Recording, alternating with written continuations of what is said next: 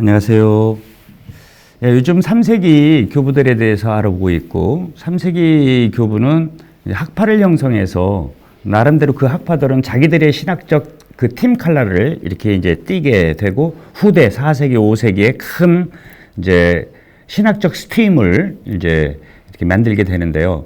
그래서 알렉산드리아 학파 그리고 로마 학파를 받고, 지금은 이제 카르타고를 중심으로 한 북부 아프리카, 그 중에서 가장 뛰어난 학자였던 교부였던 테르툴리아누스를 지난 시간에 봤습니다. 테르툴리아누스는 일반 평신도로 이제 생애를 마감하게 됩니다. 뭐 평신도 정도가 아니죠. 이단 몬타니즘에 빠졌다가 또 나중에는 몬타니즘에서도 못 견디고 튀어나와서 자기 이름으로 공동체를 만들어서 생활했는데, 반면 테르툴리아누스를 스승으로 여겼던 주교님이 있어요. 바로 이 카르타고의 그 주교님이셨는데, 치프리아누스 혹은 키프리아누스라고 한국말로는 발음할 수 있습니다.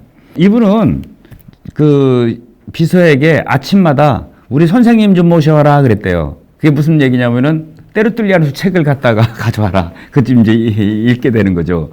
근데 노골적으로 이 양반도 책을 많이 쓰게 되는데, 노골적으로 테르툴리아누스라는 이름은 거명을 안 해요. 왜냐하면은 테르툴리아누스는 말씀드렸듯이 이단에도 빠졌고 나중에는 그것도 못 견디고 이제 뛰쳐나갔, 그러 하여튼 그렇지만 그의 그 열정, 그의 냉철한 신학적 주장, 또 신학적 개념, 뭐 이런 것들을 이제 후대의 아프리카인들은, 또 라틴인들은, 라틴말을 사용하는 교부들은 참조하지 않을 수밖에 없었죠. 어쨌거나 이 키프리아누스 주교님은 200년에서 210년경 이제 카르타고에 유복한 이교 가정에서 태어났다고 합니다. 그리고 훌륭한 교육을 받았죠. 그러나 어느 날 갑자기 이도 뭐 한 40쯤 돼서 이제 세속에 대한 회의감이 왔나 봐요. 그 구체적인 이유는 밝혀지지는 않고 있습니다.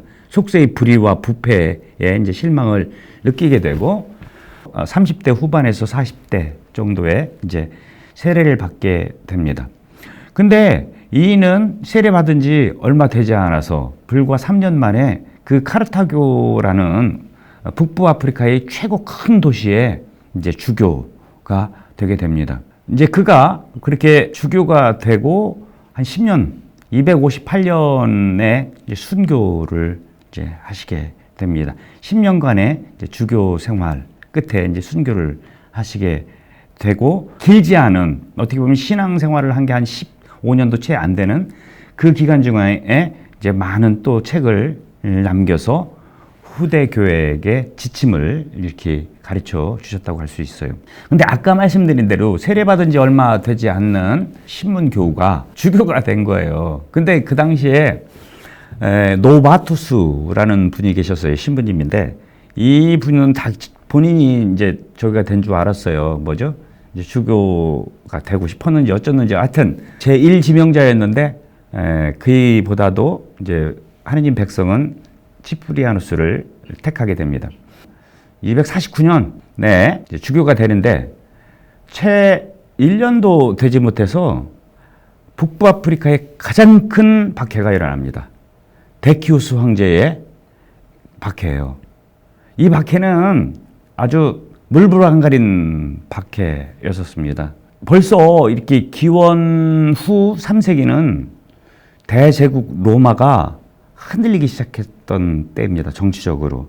북방 민족들이 계속해서 침입해 내려오고 있고, 뿐만 아니고 저쪽 알프스 넘어서도 위협을 하지만, 우리가 지금 잘 아는 그 바이킹들 있지 않습니까? 이 사람들이 배를 타고 이제 이렇게 북부 아프리카까지 이제 올 정도로 풍전등화의 위협, 정치적 위협 속에 대제국 로마가 있었어요. 그래서 국제적으로 계속된 전쟁들이 이제 있었죠. 그래서 당시 황제는 이 지중해 전체가 다 로마 제국이었지 않습니까? 이 언어와 민족과 종교와 관습과 모든 게 다 달라요. 이 로마 제국 내 모든 사람들을 하나로 이렇게 일치시켜야만 했었어요. 그 일치시키는 도구로 자기가 믿고 있는 신, 그러니까 이 황제의 신이죠. 황제가 의지하는 그 신에게 제국 내에 있는 모든 사람들은 그걸 하라는 거예요. 제사를 드려라. 희생 제사를 드려라. 제국의 안녕과 황제의 안녕과 제국의 승리를 위해서 기도해라. 근데 천주교 신자들 안 해죠. 당연히 이건 우상 숭배가 되니까. 그래서 이 안 한 사람들을 잡아다가 이제 족치게 되는 게 이게 이제 박해가 되는 건데요. 그런데 천주교 신자들이 이렇게 볼 때요, 세 종류의 이 배교자들이 있어요. 제일 첫 번째 가장 큰 배교자들은 이거를 사크리피카테라고 하는데요. 희생제물을 직접 드리는 거야. 직접 제사를 지가. 이거는 뭐 용서가 안 되지. 용서가 안 돼. 그다음에 두 번째는 뚜르피카티라고 하는데 분향만, 향만 친 거예요. 향만. 이제 향만 이렇게 올린 거죠. 직접 막 저걸 안 하고. 또 하나는 이 제사를 드린 사람들 경우에는 제사를 드렸다라는 증명서를 내줬다고요. 근데 차마 제사를 드리는데 희생제물을 드린다든지 분향만 한다든지 이거는 못해. 양심상. 그 공권력이 자꾸 물어보니까 너 했냐 안 했냐. 그러니까 뭐를 했냐면은 가짜 증명서를 만들어내는 거예요. 가짜 증명서. 이렇게 배교자는 세 종류가 있어요. 문제는 이 데치우스 박해가 끝난 다음에 이 배교자들을 어떻게 처리할 거냐. 이 문제가 되는 거예요. 근데 한술 더 떠서 치프리아누스는 박해가 심각하게 되니까 피합니다. 피해. 도망가요. 그 당시에 로마의 주교님 같은 경우에는 장렬하게 순교하시거든요. 근데 이게 한번 생각을 해보세요. 세례받은 지 얼마 되지도 않은 주교가 박해가 터지니까 도망갔다. 이게 나중에 사람들에게 이게 얘기거리가 되게 되는 거예요. 더더군다나 경쟁, 그 주교가 되고 싶었던 이의 입장에서는 이거는 좋은 하나의 빌미가 이제 될 수 있죠. 박해의 광풍이 이제 잦아들게 됩니다. 그러면서 치프리아누스는 다시 이제 자신의 교회에 이제 들어오게 되는데 좀 전에 말씀드렸듯이 이제 문제가 생겨요. 이 배교자들의 처리 문제인데요. 3세기 교회는 용서해 줄 수 있다, 용서해 줄 수 없다 이렇게 두 개로 나눠집니다. 근데 일반적으로는 용서해 줄 수 있다죠. 용서해 줄 수 없다라고 여겼던 사람들이 누구냐면은 이제 우리가 로마 학파 배울 때 그 히폴리투스, 또 강경파죠. 그리고 때로 뚫리아누스 이런 이들이에요. 그리고 이제 그렇지 않은 이들이 이제 우리 정통 로마 교회의 이제 신앙을 지켜온 사람들인데 키프리아누스는 용서해 줄 수 있다라고 얘기를 한 거예요. 용서도 그냥 무조건 용서해 주는 것이 아니라 교회의 참회 절차를 거쳐서 용서를 해줘야 되고 그 용서의 화해의 선언은 주교만이 할 수 있다. 이게 키프리아누스의 주장이었어요. 아까 그 혹독한 박해가 있었다고 그랬지 않습니까? 그 박해에 순교하지 않고 살아남은 사람들이 있었어요. 이 사람들을 콘페소리라고 라틴 말로 합니다. 한국말로는 증거자 이렇게 번역하는데 원래 그 뜻은 신앙을 고백한 고백자들이에요. 저지난 시간 정도에 교회의 제반 법규를 이야기할 때 히폴리투스의 사도 전승이라는 책을 얘기해 줄 때 이 증거자들은 사제서품을 받을 때 안수가 필요 없다. 왜? 이미 성령을 받은 사람들이라고 그 초대교회는 그렇게 생각을 했을 정도로 증거자들의 영적 권위는 아주 상당했어요. 근데 이 증거자들이 눈에 치프리아누스는 잘 보일 리가 없어요. 왜냐하면 자기들은 감옥에서 막 그렇게 고생을 당했는데 이 주교님은 도망갔었잖아요. 어떤 문제가 발생하게 되냐면은 죄 지은 사람들이 배교자들이 증거자한테 가가지고 화해 선언을 듣게 되면은 교회에서 아무런 절차 없이 용서되는 이 죄의 용서가 어떻게 보면은 남발된 거죠. 이런 문제가 터지게 돼요. 이런 터지가 되는데 안 그래도 눈에 가시처럼 여기던 반 치프리아누스 파들은 이거를 빌미로 해가지고 교회를 분열시키려고 하게 됩니다. 근데 이런 비슷한 일이 로마 교회에도 일어나요. 치프리아누스는 이제 그 도망을 갔지만 로마 교회의 주교님이었던 파비아누스 주교님은 순교를 하세요. 그리고 그 뒤를 코르넬리우스가 이제 주교가 되는데 이 코르넬리우스 주교님과 경쟁자였던 사제가 있어요. 이가 주교가 되고 싶었지. 이가 누구냐면은 노바시아누스예요. 저지난 시간에 로마파를 얘기할 때 삼위일체론이라는 아주 중요한 책을 썼던 분이라고 했는데, 그러니까 로마 교회도 코르넬리우스와 노바시오누스 사제의 분열이 있었고, 이쪽 북부 아프리카 카르타고 교회에도 치프리아누스와 또 그 도나투스와 펠리치타스라는 일이 이제 또 분열이 있었고, 그때 키프리아누스는 이 그 코르넬리우스 교황님을 지지하죠. 그리고 이쪽 반대하는 세력은 자기들끼리 또 연합을 해요. 이때 아주 중요한 책을 쓰게 됩니다. 하나는 배교자들이라는 책이고요. 또 하나는 가톨릭 교회의 일치라는 책이에요. 배교자라는 이 책, 배교자들이란 델랍시스, 그러니까 한국말로 그냥 배교자인데 이게 넘어진 이들이란 원래 뜻은, 이 배교자들이 용서받을 수 있다. 단 이렇게 막 옆으로 이렇게 막 증거자들이 그냥 이렇게 해서 슬금슬금 교회에 들어와서 화해하는 것이 아니라 주교가 지시하는 참회와 보속 그 과정을 거쳐서 해야만 한다. 이제 이렇게 이야기를 하게 되고요. 또 다른 책인 그 교회 일치라는 그 책은 이렇게 분열되어서는 안 된다. 우리 교회는 일치해야 된다는 건데, 이거는 2000년 교회 역사상 가장 첫 번째로 가장 잘 쓴 교회론 책입니다. 이 책이 제2차 바티칸 공의회 교회 헌장에 굉장히 많이 인용되고 있을 정도로, 어떻게 보면은 1800년이 지난 우리 그 가톨릭 교회의 교회론의 일관적인 지평을 열어주는 책이라고 얘기를 할 수 있겠어요.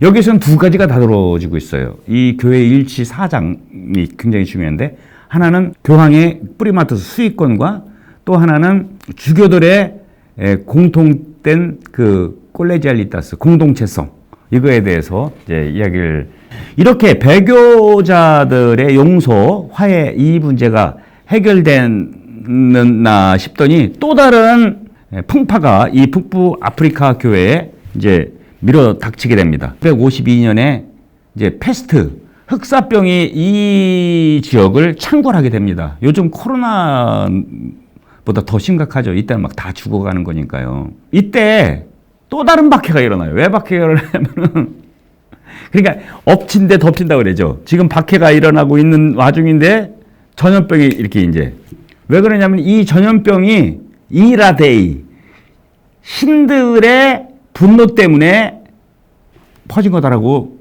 이교인들이 생각을 했어요. 왜? 천주교 신자들이 이렇게 세상의 안녕을 위해서 드리는 제사를 안 드리니까 그 제신들이 이놈들 하고 이제 벌을 준 것이 전염병이다. 이제 이런 얘기예요. 그래서 이거에 대해서 이제 그게 아니다라고 이제 책을 또 쓰게 되죠. 데메트리아누스가 그 당시에 공권력 총독이었거든요. 그 사람을 향해서 아니다라고 이제 변호하는 책을 쓰고요. 천주교 신자들에게는 죽음이라는 책을 쓰게 됩니다. 박해로 죽든 전염병으로 죽든 죽음이라는 것이 과연 뭐냐. 우리가 영원한 생명으로 가기 위한 그런 과정이 바로 이 죽음이 아니냐. 이런 이제 용기를 주어주는, 철저하게 부활신앙을 토대로 해가지고 박해에 지치고 전염병에 지친 백성들에게 이제 용기를 북돋을 뿐만 아니고 선행과 자선이라는 책도 써요. 그러니까 패스트 이렇게 돼 있는데 우리가 더 선행할 때다. 그래서 신자 비신자 가질 것 없이 우리가 이제 이렇게 선행을 해야 된다. 이제 이런 이야기를 하게 됩니다. 또 하나 중요한 그 사건이 있는데, 이 사건이 뭐냐면은 이단자들의 세례를 합당하게 여길 거냐 말 거냐 이거예요. 교회가 여러 가지 벌써 이제 막 이단들이 생긴 거 아닙니까? 근데 이 이단들이 성부와 성자와 성령의 이름으로 세례를 주는 일이 벌어졌네. 근데 그 이단한테 세례받은 사람들이 혹은 배교자들처럼 준죄를 범한 사람들이 세례를 준 경우도 있어요. 이런 사람들이 다시 천주교로 들어오게 될 때 이 사람들을 세례를 주어야 되냐 말아야 되냐 이 문제예요. 이거를 재세례 논쟁이라고 얘기를 하게 됩니다. 당연히 테르툴리아누스 이래 북부 아프리카 전통은 세례를 다시 줘야 된다. 이렇게 얘기를 했던 거예요. 근데 여기에 로마 교회에서 태클을 걸게 됩니다.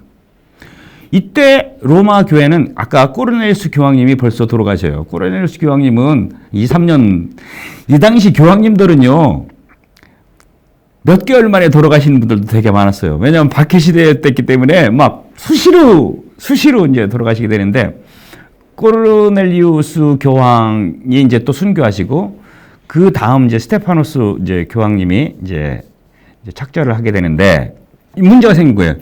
이 그 로마 교황은 제사라는 있을 수 없다. 세례는 한 번뿐이다. 단지 참회의 절차를 거쳐서 다시 들어오면 되는 것이지 세례를 2번 줄 필요는 없다. 내가 베드로로부터 여태까지 선임 자기 그 주교들로부터 받은 신앙의 유산으로 볼 때 이건 없다. 그러면서 그 유명한 얘기를 해요. 라틴 말로 조금 해볼게요. Nihil innovatur nisi quod traditum est. 한국말로 하면 전승된 것 외에는 아무것도 새롭게 이렇게 바꾸거나 새롭게 받아들여서는 안 된다라는 거예요. 여기서도 traditum, 전승된 것. 이게 이렇게 중요해요. 로마 교회에서는 이런 얘기를 나는 들어보지 못했다. 그렇기 때문에 북부 아프리카의 전통이라고 해도 인정할 수 없다. 이러면서 큰 일이 벌어지게 생긴 거예요. 카르타고의 수장인 치프리아노와 로마 교회의 교황인 그 스테파노와 충돌을 하게 돼요. 야, 근데 그 치프리아누스가 누구예요? 교회 일치라는 책을 썼던 사람이에요. 근데 그리고 교황의 수익권에 대해서 이야기를 했던 사람이에요. 근데 이 제세례 논쟁 때문에 이게 이제 절단나게 된 거예요. 그런데 하느님의 섭리 오묘하심은 어떤가? 이 둘을 다 데려가십니다. 또 다른 대백 박해가 일어나요. 그 박해가 발레리아누스 박해인데요. 그 박해에 의해서 이 두 교황님이 하느님께서 싸워서 불러가는 건지 모르겠지만 하여튼 다 불러가시면서 이제 교회는 다시 잠잠해지고, 이 논쟁, 즉 죄세례는 논쟁, 또 죄의 용서의 이 문제는 북부 아프리카 교회에 계속 신앙 논쟁으로 이어지게 됩니다. 앞으로 150년에 걸친 더 논쟁이 이루어지게 돼요. 이 논쟁을 종말 지은 사람이 누구냐? 그게 이제 앞으로 한 150년 후에 나타날 성 아우구스티누스가 될 것입니다. 끝으로 그 죽음 있잖아요, 죽음. 이제 그 전염병에다가 페스트에다가 또 이교 사람들은 천주교인들 니들 때문에 이런 일이 벌어지고 있다. 이제 이렇게 하니까 하나는 데메트리우스에게 쓴 호교론이 있고 하나는 신자들에게 쓴 죽음이라는 책이 있는데, 요거를 그냥 마지막으로 읽으면서 강의를 마치겠습니다. 사랑하는 형제 여러분, 거듭 생각하고 묵상합시다. 우리는 이미 이 세상을 끓은 바 있습니다. 세례성사로 우리는 예수 그리스도와 이미 죽었죠. 끓은 바 있습니다. 따라서 우리는 이 세상에서 나그네와 이방인으로 살고 있는 것입니다. 세상을 떠날 그날, 세상이 속박과 사슬에서 풀릴 그날을 고대하며 우리 모두 하늘나라의 낙원에 들어갈 그 날을 열망합시다. 고향을 향한 나그네, 그 순례자가 어찌 그 발걸음을 지체할 수 있겠습니까? 우리 고향은 천국입니다. 우리 모두 서로 만날 그날, 그날의 기쁨을 상상해 보십시오. 얼마나 큰 기쁨이겠습니까? 두려움 없이 죽을 수 있는 것, 영생애로의 귀의, 이것은 참으로 큰 기쁨입니다. 큰 기쁨, 형언할 수 없는 영원한 기쁨입니다. 그러니 형제들이여 힘을 내십시오. 아멘. 감사합니다. 다음 시간에 또 뵙죠.